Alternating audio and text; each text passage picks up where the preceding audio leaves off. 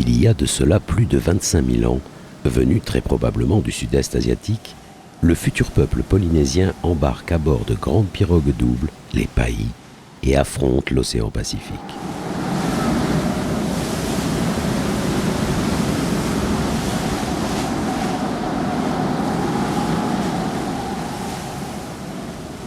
Grâce à leur connaissance empirique des astres, des courants, de la course du vent, les navigateurs atteignent les îles Fidji, puis la Nouvelle-Calédonie entre 1100 et 1500 avant Jésus-Christ, passent par les îles Tonga et Samoa, pour finalement atteindre entre 300 et 600 ans après Jésus-Christ les îles reculées des Marquises.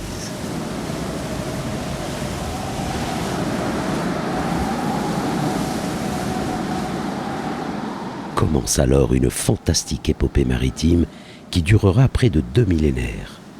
Explorateur dans l'âme, ce peuple de navigateurs repart à la découverte d'autres îles lointaines et peuple consécutivement les différents archipels polynésiens ainsi que l'île de Pâques, les îles Hawaï puis la Nouvelle-Zélande, formant ainsi le triangle polynésien.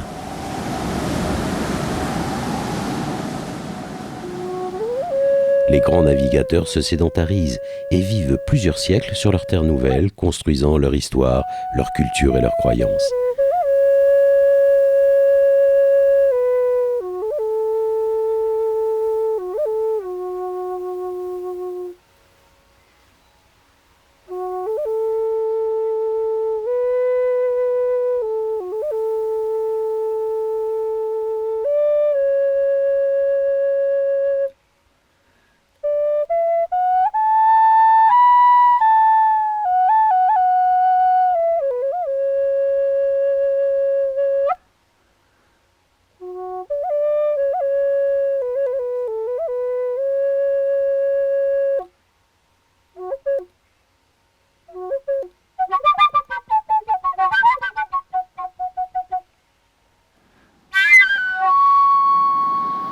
Mais dès le XVe siècle, les explorateurs européens, avides de découvertes et de conquêtes nouvelles, prennent la mer et explorent le Pacifique.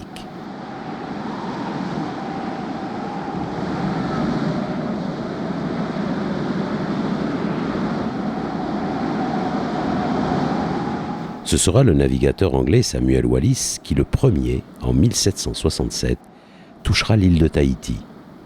Malgré un accueil hostile, Wallis obtiendra néanmoins par la force la cession de l'île de Tahiti qu'il nommera l'île du roi George III.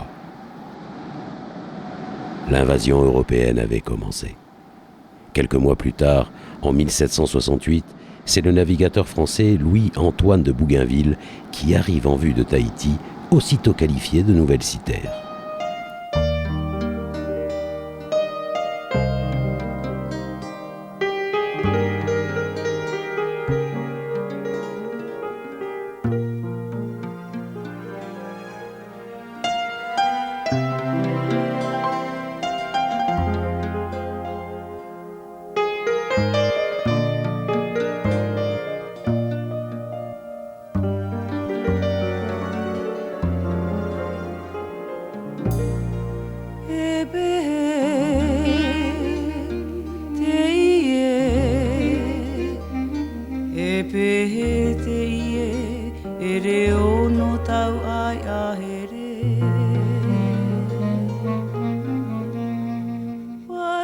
Dès l'année suivante, le capitaine Cook, navigateur et cartographe hors pair, atteint à son tour les côtes de Tahiti.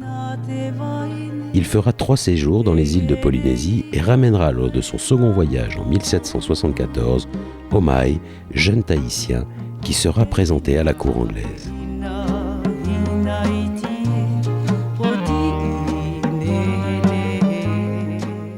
En 1788, le célèbre navire anglais la Bounty, sous le commandement du capitaine Bligh, débarque sur les terres polynésiennes.